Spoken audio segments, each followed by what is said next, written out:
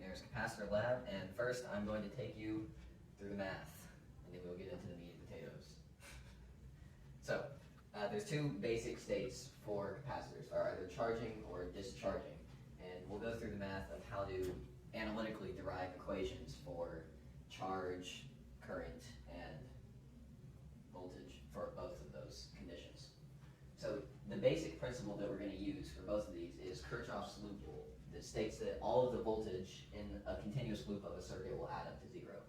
So applying this to our simple resistor capacitor circuit, we can say that the EMF of the battery minus the current in the circuit times the resistance by Ohm's law minus the charge of the capacitor divided by the capacitance will equal zero.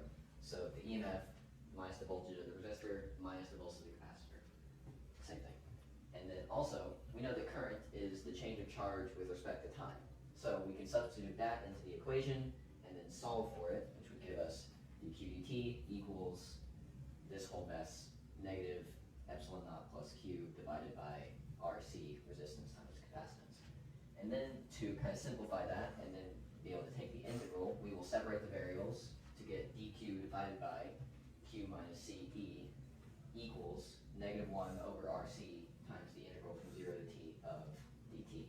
And then taking the integral of both sides, we'll get that the natural log of q minus ce over 0 minus ce equals negative t over RC, because the integral of dt is just t. Simple enough. And then we'll do some more algebraic rearrangement of equations to solve for q, and we'll get that q equals the capacitance times the EMF, all of that times 1 minus e to the negative t over RC.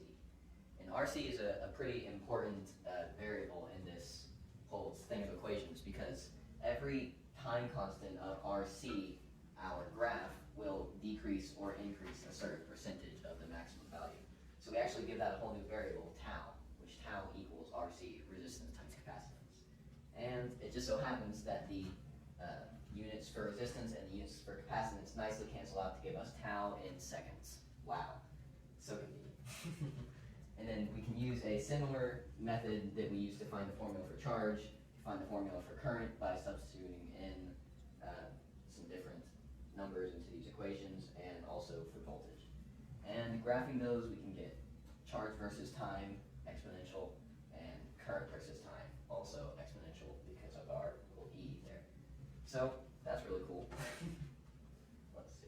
It's largely a similar process for discharging. We will use Kirchhoff's voltage law, loop rule again, but this time, instead of our circuit having a battery in it that will provide an EMF, a constant source of voltage, we just have a discharging capacitor and a resistor. So the formula for Kirchhoff's loop rule actually is a lot simpler. It's just the voltage of the capacitor minus the voltage of the resistor equals 0. And then again, we can substitute dq dt in for I and solve for that. We get a very similar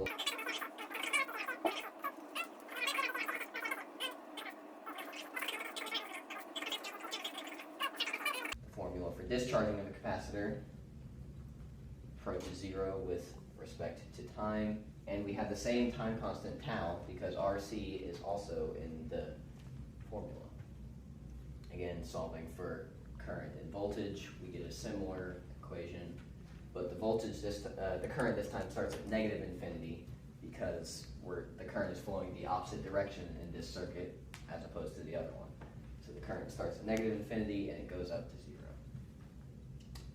That's about it. So the point of this experiment is to experimentally verify the results of our analytical equations that we derived over there. So our goal is to measure voltage across a resistor and then use that value that we get to plot points and see how close the experimental values give us a graph as opposed to the analytically derived, more mathematically correct one. So the setup for the circuit for this lab is we have 5-volt power source and ground and a breadboard, and then we have power coming in, going through this wire to the 47 kilo ohm resistor, going into the positive side of the capacitor, and then coming out of the capacitor and going back to ground. So it's a pretty simple circuit, just one loop. Yeah, and then we are also recording the measurements of the resistor with this multimeter. Okay. 3, 2, 1.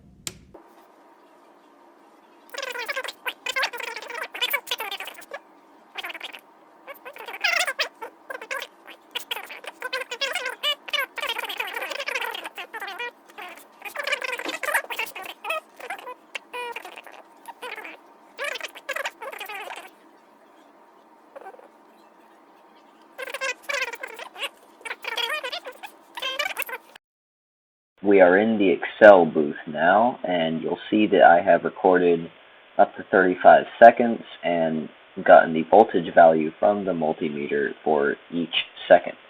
And then, using that voltage of the resistor, we can calculate the voltage across the capacitor, the current, and the charge across the capacitor.